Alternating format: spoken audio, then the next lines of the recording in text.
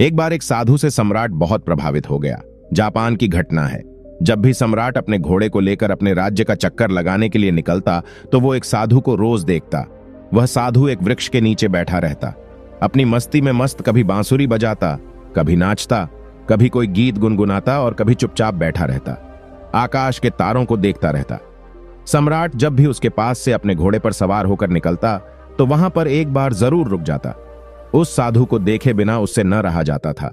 छुपकर वो साधु की मस्ती को देखता और फिर वहां से चला जाता। धीरे धीरे इतना रस आने लगा उसे उस साधु में कि समय कब बीत जाता था उसे पता ही नहीं चलता था। वो सम्राट चुपचाप एक झाड़ी के पीछे छुपकर उस साधु की मस्ती देखा करता था। उस साधु की मस्ती ऐसी थी कि सम्राट जब उसे देखता तो वो भी मस्त होकर अपने घर लौटता। रोज का काम हो गया था। एक दिन वह सम्राट इतना भाव विभोर हो गया कि उस साधु के चरणों में गिर पड़ा और कहा कि महाराज, यहां मैं अब आपको और नहीं रहने दूंगा। वर्षा करीब आ रही है। इस वृक्ष के नीचे आप बारिश में कैसे रहोगे? मेरे महल में चलो, मुझ पर कृपा करो, मुझे सेवा का अवसर दो। यह सुनते ही वह साधु उठकर खड़ा हो गया, अपनी झोली उठा ली और कहा कि चलो। यह देखकर सम्राट को बड़ा सदमा लगा। सम्राट कहे तो रहा था कि महल चलो, लेकिन प्रसन्न होता यह सुनकर के फकीर कहता, कैसा महल, कहां का महल? हम जहां हैं वहीं मस्त हैं। हम महल वगैरह में नहीं रह सकते।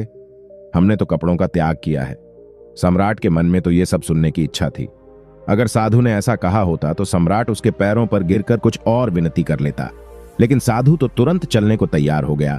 तो सम्राट थोड़ा सदमे में आ गया। उसने सोचा, कहीं मैंने कोई गलती तो नहीं कर दी?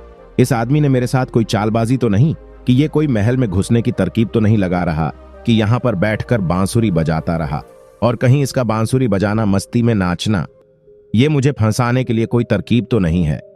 कहीं मछली को फंसाने के लिए कांटा तो नहीं फेंका गया था? फालतू ही चक्कर में पड़ा। सम्राट ने सोचा कि अब तो कुछ कह भी नहीं सकता। इसने एक मौका भी तो नहीं दिया। इसने यह भी तो नहीं कहा एक बार भी कि नहीं, मैं बहुत मजे में हूं। क्या बारिश, क्या सर्दी, हमारे लिए सब एक है। सम्राट ने सोचा, यह कैसा साधु है। आराम की बात आते ही तुरंत हां बोल दी। सम्राट के मन का सारा भाव भी खत्म हो गया। सम्राट यह सब सोच ही रहा था कि वह साधु तब तक सम्राट के घोड़े पर चढ़कर बैठ गया। सम्राट को जिंदगी में पहली बार पैदल चलना पड़ा, जबकि वो साधु बड़े मजे से घोड़े पर बैठकर जा रहा था।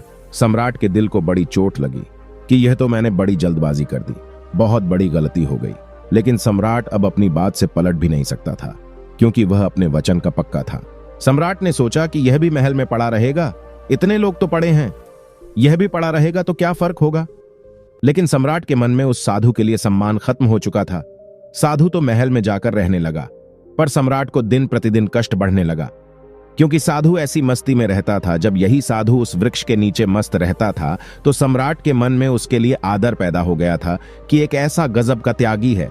साधु तो वृक्ष के नीचे भी बांसुरी बजाता था और महल में आकर भी वह बांसुरी ही बजाता था, लेकिन अब वह मखमल के गद्दों पर बैठकर बांसुरी बजाता था। यह सब देखकर सम्राट की छाती पर सांप लौट जाता था कि कहां का आदमी मैं उठा लाया, ये कोई साधु है। सम्राट से भी ज्यादा वो शान से रहता था। सम्राट को तो कुछ चिंता फिक्र थी। आखिर अपना साम्राज्य, अपना महल, अपनी धन दौलत, सैकड़ों चिंताएं थी, लेकिन उस साधु को तो कोई चिंता नहीं थी। वह तो बांसुरी बजाए, नाचे, मस्त भोजन करें। 6 महीने किसी तरह सम्राट ने बर्दाश्त किया, लेकिन बात बढ़ती गई। सम्राट के लिए सहना मुश्किल हो गया। एक दिन सम्राट ने कहा, महाराज, एक निवेदन करना है। अब मुझ में और आप में क्या फर्क है? साधु ने कहा, फर्क जानना चाहते हो? सम्राट ने कहा, हां महाराज। साधु ने कहा कि तुम 6 महीने क्यों फालतू परेशान है? यह बात तुम्हें उसी वक्त पूछ लेनी चाहिए थी जब मैं घोड़े पर बैठा था, क्योंकि मैंने तो देख ही लिया था कि यह बात तुम्हारे मन में उसी वक्त उठ गई थी। जब मैं झोला उठाकर राजी हुआ चलने को, उसी वक्त तुम्हारा चेहरा मैंने देख लिया था। यह प्रश्न तो उसी समय तुम्हारे भीतर था। अरे बुद्धू, तुमने 6 महीने तक अपनी छाती क्यों जलाई? वहीं पूछ लिया होता, मैं झोला डालकर फिर वहीं बैठ जाता। किस बात का संकोच कर रहे थे तुम? लेकिन मैं प्रतीक्षा कर रहा था कि देखूं कब तक तुम पूछते हो, तो कल सुबह फर्क बता ही देता हूं तुम्हें। लेकिन हां, गांव के बाहर बताऊंगा। सुबह सम्राट जल्दी उठा, उत्सुक था जानने को कि क्या फर्क है। सम्राट ने सोचा कि क्या फर्क हो सकता है। मुझे तो कुछ भी फर्क नहीं लगता। खाना जो मैं खाता हूं वही वो खाता है और मुझसे भी ज्यादा मांगे करता है। ये लाओ, वो लाओ। मैं जिस कमरे में रहता हूं उससे भी ज्यादा सुंदर कमरे में रहता है वो। मेरा 2-3 नौकरों से काम चल जाता है। यह पूरे दिन 15-20 नौकर साथ रखता है। इसकी जरूरतों का तो कोई अंत नहीं मांगे ही चला जाता है। कपड़े इतने शानदार पहनता है कि मुझे कोई देखे तो समझे कि मैं इसका मंत्री हूं। यह खुद ही इस महल का सम्राट मालूम पड़ता है। कम से कम महल के बाकी लोग मुझसे डरते तो हैं। इसकी आंखों में तो डर नाम की कोई चीज ही नहीं है। बस पूरे दिन बिना किसी चिंता के मस्त बांसुरी बजाता रहता है। आज मैं भी देखूं कि क्या फर्क बतलाता है। सम्राट सुबह सुबह साधु के कमरे में पहुंच गया। वहां जाकर देखा तो साधु ने वही पुराने कपड़े पहने हुए थे जो उस वृक्ष के नीचे बैठकर पहनता था। उसी झोले को अपने हाथ में उठा रखा था और दूसरे हाथ में बांसुरी लिए तैयार खड़ा हुआ था। सम्राट ने कहा, चलिए महाराज। दोनों महल के बाहर निकल आए। चलते चलते गांव की नदी पार हो गई। कुछ देर बाद वो गांव के बाहर आ गए। सम्राट ने पूछा, अभी और कितना चलना है? साधु ने कहा कि बस कुछ देर और। चलते चलते सुबह से दोपहर हो गई। सम्राट ने कहा, बस अब और आगे नहीं, जो भी कहना है यही कह दो। साधु ने कहा, मैं तो आगे चलता हूं, तुम चलते हो या नहीं? सम्राट ने कहा कि मैं कैसे चल सकता हूं? मेरा महल, मेरी बीवी, मेरे बच्चे, मेरी धन दौलत सब कुछ मुझसे जुड़े हुए हैं। मैं तुम्हारी तरह फकीर थोड़ी ना हूं जिसे किसी बात की कोई चिंता ही नहीं है। साधु ने कहा, बस यही फर्क है तुम में और मुझ में। मैं कहीं भी जा सकता हूं, तुम नहीं जा सकते हो। मैं हर परिस्थिति में खुश रह सकता हूं, लेकिन तुम नहीं।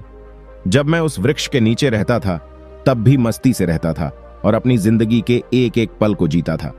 जब मैं तुम्हारे महल में चला गया वहां भी मैंने अपने अनमोल जीवन के एक एक क्षण को पूरी मस्ती और खुशी के साथ जिया। अब जब मैं कहीं और चला जाऊंगा तब भी मैं ऐसे ही जीऊंगा। हम जहां जिस वक्त रहते हैं पूरे तरीके से वहीं रहते हैं। हम न तो अपने बीते हुए कल के बारे में सोचकर पश्चाताप करते हैं और ना ही भविष्य की चिंता करके अपने वर्तमान को खराब करते हैं। हम तो बस आज में जीते हैं, क्योंकि हम समझ चुके हैं कि जीवन तो आज में है, अभी इसी पल को जीने में है। बस यही छोटा सा फर्क है तुझमें और मुझमें कि तुम्हें परिस्थितियां चलाती हैं और हम परिस्थितियों को चलाते हैं। तुम खुश रहोगे या दुखी रहोगे, क्या तुम्हारे आसपास होने वाली घटनाओं पर निर्भर नहीं करता है, लेकिन हमारे लिए यह घटना जिंदगी के सफर का एक हिस्सा मात्र है। अचानक सम्राट को महसूस हुआ कि अरे ये मैंने क्या कर दिया, इतने अद्भुत आदमी को गंवा दिया। 6 महीने इसके साथ सत्संग बिना कर पाया, सत्संग करता भी क्या खाक। मेरे मन में तो यही चल रहा था कि यह तो एकदम साधारण आदमी निकला, खोटा सिक्का निकला जिसके ऊपर सोने की पॉलिश हुई थी, लेकिन अंदर से मिट्टी निकला। तुरंत ही सम्राट साधु के पैरों पर गिर पड़ा। बोला, नहीं महाराज, आगे नहीं जाने दूंगा। साधु ने कहा, देख मुझे कोई परेशानी नहीं है, यह रहा 13 घोड़ा में फिर इसी पर महल में वापस चला जाऊंगा, लेकिन फिर तुझे परेशानी होगी। ऐसा सुनते ही सम्राट के मन में वही विचार आया कि अरे यह साधु तो फिर से आसानी से मान गया। साधु ने सम्राट के चेहरे की तरफ बड़े ध्यान से देखा और फिर बोला, लेकिन नहीं, मैं नहीं आऊंगा, क्योंकि तू फिर नहीं सुधरेगा। फिर तुझे परेशानी होगी और तू फिर से चिंता में पड़ जाएगा। हमारा क्या, हम तो सन्यासी हैं, हमारे लिए तो महल और जंगल सब एक जैसे हैं। हमें कोई समस्या नहीं, क्योंकि जिसे समस्या है वो सन्यासी नहीं है। मेरी बांसुरी जैसे महल में बजती थी वैसे ही जंगल में भी बजेगी और बजती ही रहेगी। ये कहकर वह साधु वहां से चल देता है और सम्राट वहीं खड़ा खड़ा उस साधु को जाता हुआ देखता रहता है। दोस्तों, अगर हम अपने जीवन को भी देखें तो हमें हमारी परिस्थितियां चला रही हैं। असलियत में एक इंसान अपनी परिस्थितियों का गुलाम होता है। अगर परिस्थितियां अच्छी चल रही हैं तो बहुत खुश रहेगा, लेकिन जैसे ही समय पलटता है आदमी दुखी होता चला जाता है। लेकिन क्या आपने विचार किया कि जीवन सिर्फ परिस्थितियों पर ही निर्भर रहता है? क्या आदमी अपनी परिस्थितियों से ऊपर उठकर एक नए जीवन को देख सकता है, अपने स्वरूप को पहचान सकता है? जरा इस बारे में जरूर सोचना और आखिर में आप पाओगे कि तुम भी अपनी परिस्थितियों से बाहर निकलकर एक नए स्वरूप को, एक नए जीवन को देखना तो चाहते हो, लेकिन तुम्हारी परिस्थितियां तुम्हें बार बार पीछे खींच लेती हैं।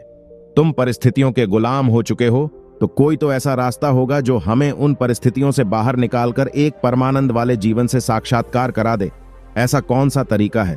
खुद से चिंतन करना, सोचना, चिंतन करने से ही आपको रास्ता मिलता है। तो दोस्तों, कैसी लगी आपको ये कहानी पसंद आई हो तो कमेंट बॉक्स में जरूर बताएं और चैनल को सब्सक्राइब करना ना भूलें। तो चलिए मिलते हैं अगली कहानी में, तब तक आप अपना ख्याल रखिए। धन्यवाद।